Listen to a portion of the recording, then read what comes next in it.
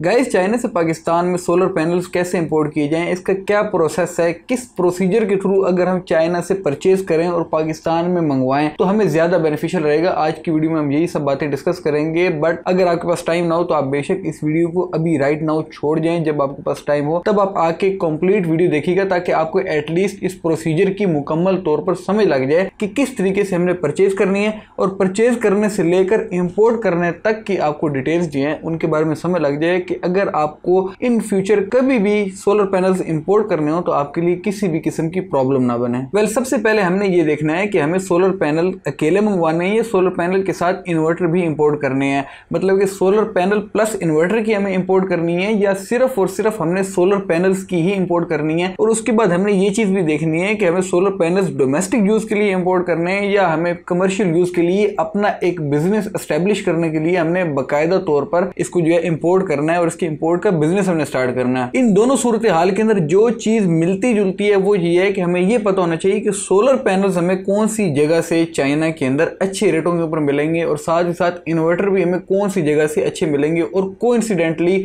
Solar panels और inverters दोनों जो है वो टीयर 1 की कंपनीज जो अच्छे सोलर पैनल्स मैन्युफैक्चर करती हैं और उसके अलावा अच्छे इन्वर्टर्स भी मैन्युफैक्चर करती हैं, ये दोनों की दोनों कंपनीज की मेजॉरिटी आपको शेंजन सिटी के अंदर मिलेगी। शेंजन सिटी चाइना का आईटी हब माना जाता है और इसकी अपनी एक बहुत बड़ी वर्थ है और इसकी एक बहुत बड़ी हिस्ट्री है। हिस्टोरिकली जो है ये आईटी सेक्टर रहा है चाइना का बहुत बड़ा। और अब हमने अगर शेंजन सिटी के अंदर सोलर पैनल्स के सप्लायर्स ढूंढने हैं तो सप्लायर ढूंढने का जो बेहतरीन तरीका मैं आपको बताऊंगा वो आपके लिए कॉस्ट एफिशिएंट भी होगा। एक तो तरीका ये जो अमूमन लोग यूज करते हैं, यहाँ से टिकट खरीदी, वीजा लगवाया और वहां पर जाके ट्रेवल किया, और ट्रेवल करने के बाद वहां पर डिसाइड करते हैं कि हमने इससे माल लेना है, इससे नहीं लेना। इसके अंदर नुकसान भी होते हैं, फायदे भी होते हैं। इसका एक सबसे बड़ा जो फायदा ये है वो आपको ऑन द स्पॉट जो है चीज चेक करने को मिल जाती है। बट ये कॉस्ट एफिशिएंट नहीं है क्योंकि ट्रैवलिंग के अंदर बहुत ज्यादा जो है इंसान का खर्चा आ जाता है। बट एक कॉस्ट एफिशिएंट तरीका ये है कि आप ऑनलाइन सर्फिंग करें। ऑनलाइन सर्चिंग के थ्रू जो है आपने सबसे पहले तो सप्लायर्स ढूंढ लेने हैं। जब आपके पास सप्लायर्स मुकम्मल हो जाते हैं सोलर पैनल्स के भी और इन्वर्टर्स के भी, अगर किसी ने सिर्फ सोलर पैनल्स मंगवाने हैं तो सिर्फ सोलर पैनल्स की एक लिस्ट बना ले, और अगर किसी ने इन्वर्टर भी मंगवाना है तो साथ इन्वर्टर की भी उसको कंपनीज की एक लिस्ट बनानी पड़ेगी। उन सब से फिर आपको मुकम्मल तौर पर डिटेल के अंदर राब्ता करना होगा और हिचकिचाना नहीं है कि ये हमसे जो बुरा मना जाएंगे, ऐसा हो जाएगा, वैसा हो जाएगा। किसी भी किस्म की टेंशन नहीं रखनी, बिल्कुल कॉन्फिडेंटली आपने उनके साथ डील करनी है, उनके साथ बात करनी है कि हमें सोलर पैनल्स चाहिए। उसकी मुकम्मल डिटेल्स आपने एक एक कंपनी से ले लेनी है। साथ ही साथ आपने उनसे कोटेशंस भी ले लेनी है, प्राइसेस ले लेनी है कि ये बंदा सोलर पैनल कितने पे दे रहा है, ये बंदा कितने पे दे रहा है। साथ ही साथ उसकी क्वालिटी लाजमी आपने ले लेनी है कि किसके पास टीयर 1 के होंगे अच्छी क्वालिटी की, किसी के पास सोलर पैनल्स मिलेंगे और किसके पास आपको ये अच्छी क्वालिटी के सोलर पैनल्स नहीं मिलेंगे। पाकिस्तान एक कॉस्ट एफिशिएंट मार्केट है, इसके अंदर सस्ते सोलर पैनल्स भी सेल होते हैं। जो बिजनेस पर्पस के लिए मंगवा रहे हैं उनको दोनों क्वालिटीज को जो है मद्देनजर रखकर अपने बिजनेस प्लान को जो है वो अप्रोच करना पड़ेगा। जब आपके पास सप्लायर्स की एक लिस्ट में फिल्ट्रेशन हो जाती है, आपको पता लग जाता है कि इन सप्लायर्स में से जो सप्लायर्स आप ढूंढेंगे उनमें से ये वाले सप्लायर्स जो है इनकी रेट्स अच्छे लग रहे हैं। अब देखें, एक बात आपको क्लियर करता चलूं कि सोलर पैनल्स की लीडिंग मैन्युफैक्चरर जो है वो चाइना है। पूरी दुनिया के अंदर जो लीड कर रहा है ना सोलर पैनल्स की मैन्युफैक्चरिंग को, वो चाइना कर रहा है। तो इस वजह से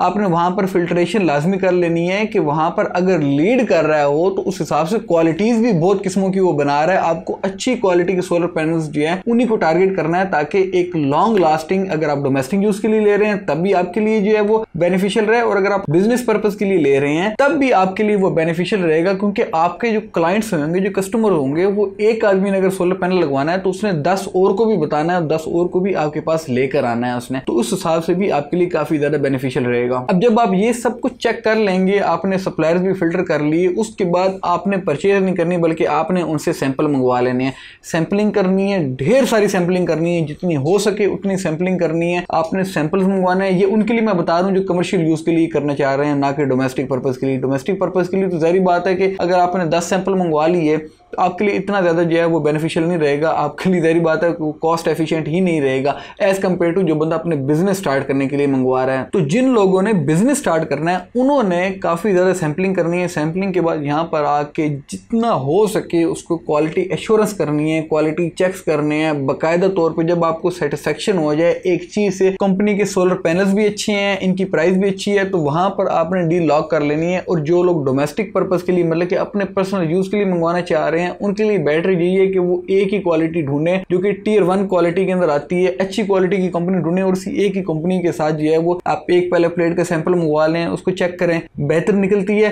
तो आप उससे जो है मुकम्मल डील कर लें। अगर बेहतर नहीं निकलती है उसकी, वैसे तो बेहतर निकलेगी क्योंकि टियर 1 बहुत ही अच्छी क्वालिटी की जो है सोलर प्लेट्स होती हैं, तो फिर आप जो है वो सेकंड सप्लायर की तरफ जा सकते हैं। नहीं तो आपके लिए जो है काफी ज्यादा जो है वो एक दो सप्लायर्स की फिल्ट्रेशन ही काफी ज्यादा रहेगी, ना कि बिजनेस पर्पज के लिए, क्योंकि बिजनेस के लिए हमें बहुत ज्यादा क्वांटिटी के अंदर भी कई दफा खेलना पड़ जाता है, तो हमें उस हिसाब से जो है वो रिस्क जो है अपना कम से कम रखना पड़ता है। और सेम प्रोसेस से जो है आपने इन्वर्टर्स के लिए भी कर लेना है कि इन्वर्टर्स की भी आपने जितनी हो सके उतनी फिल्ट्रेशन कर लेनी है, जितनी डिटेलिंग हो सके उतनी डिटेल्स उनके साथ ले लेनी है। अब ये सब करने के बाद जब आप फाइनलाइज कर लेंगे कि हमने इस बंदे से परचेज करनी है, तो वहां पर आपने परचेज करने के बाद सबसे पहला काम ये होगा कि जो बंदे अपने पर्सनल यूज के लिए या थोड़ी क्वांटिटी के अंदर मंगवा रहे हैं, चाहे वो बिजनेस के लिए मंगवा रहे हो, वहां पर आपने कंपनी को बोलना है कि भाई मुझे डीडीपी रेट प्रोवाइड करो, कि मुझे डोर स्टेप के ऊपर सारे किराए और सारी की सारी ड्यूटीज वगैरह की जो टेंशन है वो आप क्लियर करवा के मुझे डोर स्टेप के ऊपर मेरा सामान पहुंचा कर दोगे, उसका मुझे रेट चाहिए। जब आप इस तरीके से बात करेंगे ना,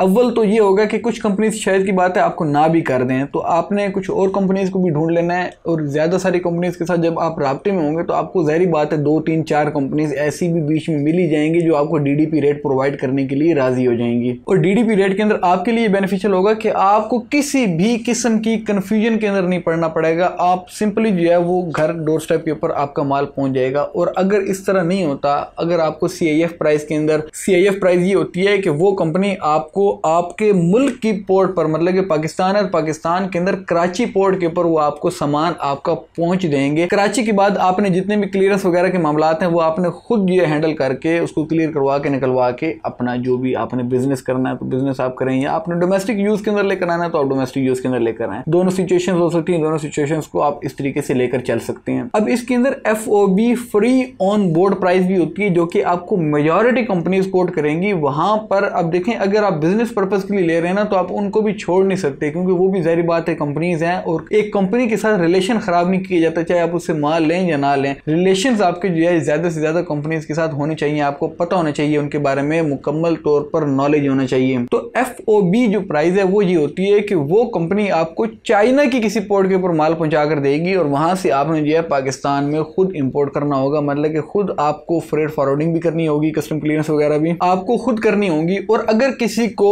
फॉरवर्डिंग का नहीं पता है कि हमने चाइना से कार्गो करवानी है पाकिस्तान में, तो किस तरीके से करवानी है, उसका क्या प्रोसीजर होता है, इसके ऊपर मेरी डिटेल्ड वीडियो है how to cargo from China to Pakistan, वो आप देख लेंगे। आपको मुकम्मल तौर पर जो है इजीली समझ लग जाएगी किस तरीके से आपने फ्रेट फॉरवर्डर्स को ढूंढना है, किस तरीके से आपने चाइना से माल पाकिस्तान में मंगवाना है। और फ्रेट फॉरवर्डिंग से पहले आपको ये पता होना चाहिए कि हमने कस्टम ड्यूटीज कैसे कैलकुलेट करनी है। इसके ऊपर भी मेरी डिटेल्ड वीडियो ऑलरेडी बनी हुई है जिसके अंदर मुकम्मल तौर पर मैंने गाइड किया हुआ है कि किस तरीके से कस्टम ड्यूटीज को कैलकुलेट किया जाता है। वो अगर आप देख लेंगे तो आपको कस्टम ड्यूटीज की कैलकुलेशन भी आ जाएंगी। मैं यहाँ पर आपको कस्टम ड्यूटी कैलकुलेट कर बता भी सकता था सोलर प्लेट्स की कि सोलर प्लेट्स की कितनी कस्टम ड्यूटी लगती है, बट मैंने आपको सिर्फ इस एक रीजन की वजह से नहीं बताया कि अगर मैं आपको 320 वाट की जो है वो सोलर प्लेट की एक कस्टम ड्यूटी कैलकुलेट कर देता हूँ, आप ज्यादा वाट्स की या कम वाट की मंगवा रहे होंगे तो फिर आप दोबारा से कंफ्यूज हो जाएंगे कि भाई अब क्या करें, अब तो कल कस्टम ड्यूटी का पता ही नहीं है, क्योंकि अब्बास भाई ने तो कस्टम ड्यूटी जो है वो 320 वाट की प्लेट्स के बारे में बताया था। तो इस वजह से इस कन्फ्यूजन से दूर होने के लिए